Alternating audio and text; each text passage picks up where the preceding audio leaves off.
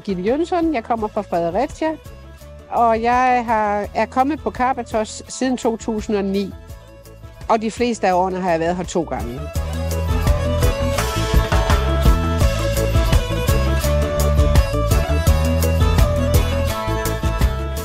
Jeg kom til Karpathos første gang ved et tilfælde. Jeg skulle bruge en ferie, og så dukkede Karpathos op. Jeg havde aldrig hørt om øen før, men vi tog herned, og jeg blev lidt forelsket i øen og de folk, der er hernede.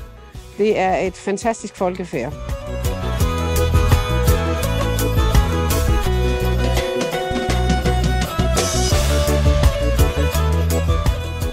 Jeg kan rigtig godt lide øen på grund af de mennesker, der bor her. De har en fantastisk måde at modtage en på, genkende en på. Man er altid velkommen. De husker ens navn. De ser en, når man kommer gående. Og så kan jeg godt lide naturen her. Den er barsk, men den er smuk.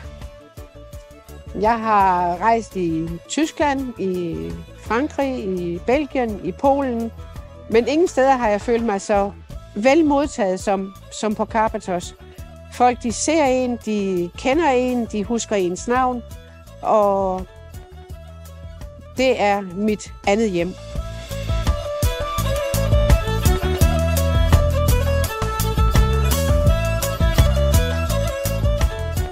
Jeg vil sige, at øen i sig selv er et fantastisk sted. Der er så mange smukke steder.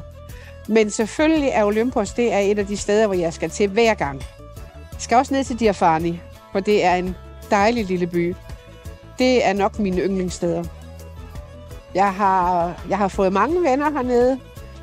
Nogle af dem kigger vredt på mig og siger, vi er ikke venner mere, vi er familie.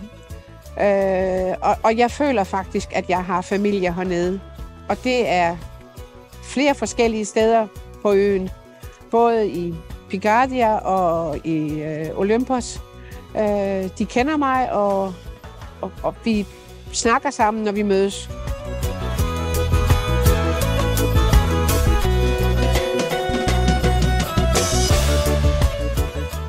Hvis der er nogen, der skal tage ned til Karpathos, så tænker jeg, at hvis de skal opleve øen allermest, så er det smart at bo i Picardia. Hvis de vil have fred og ro, så er det måske i Lefkos, Akasa, Finiki. Men hvis det er øens hovedpunkt, det er Picardia, hvor man kan komme til alle steder fra den by.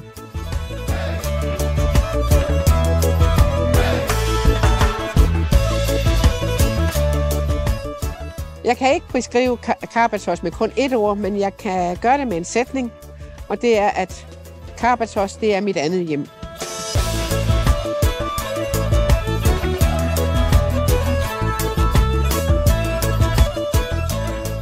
Jeg synes, at Karpathos er et besøg værd, fordi der er så meget venlighed, så meget familiær omgangstone, og så er det nok Europas mest fredelige ø.